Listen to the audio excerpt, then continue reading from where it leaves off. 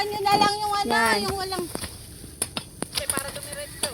Yan po ang isda ang bago, OFW.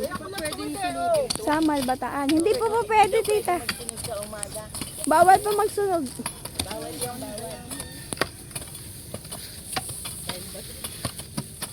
Ayan po, ang sexy po ng mga OFW isda ang bago. Ang gaganda pa, oh. Kalipstick pa. Nakalipsit.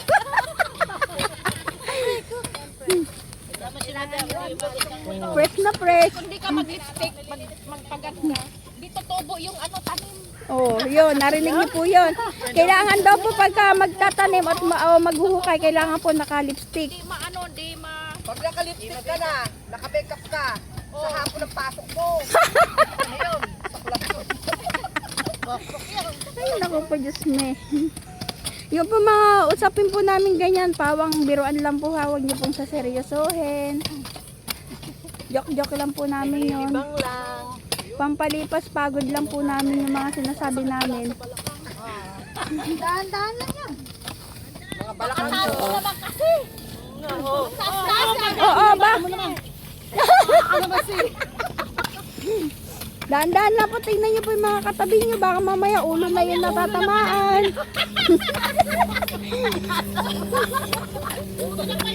Baka mamaya balakang na yan. tanggal na pala ng ulo mo. Boy, bakit mo naman? Bakit?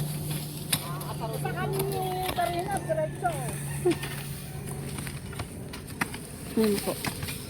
Kakalay kayo ng mga ano, damo.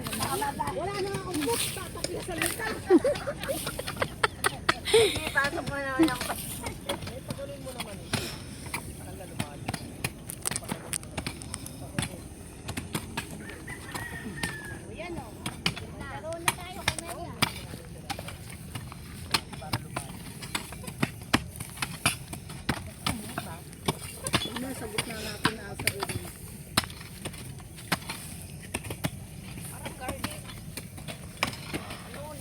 Hola na yung master! Hinukay mo! Patambong. Ulitin mo parang ako. Hindi, kinukay si Beth na gitna.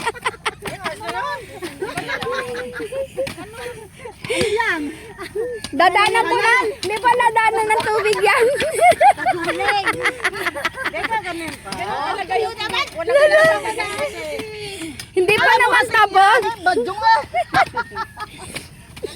Ano yan, one stick? Oo. Sige, parang ang gagawa ng bundok. Yan. Yan.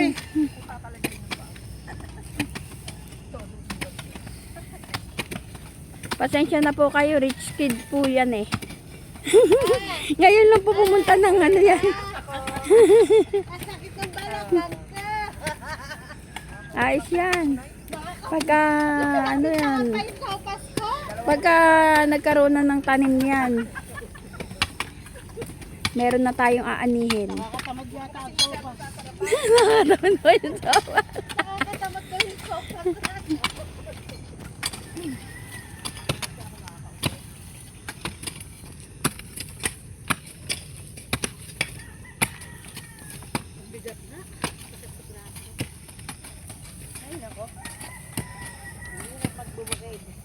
Mga senyora, dahan-dahan lang. Nahuli sa ano.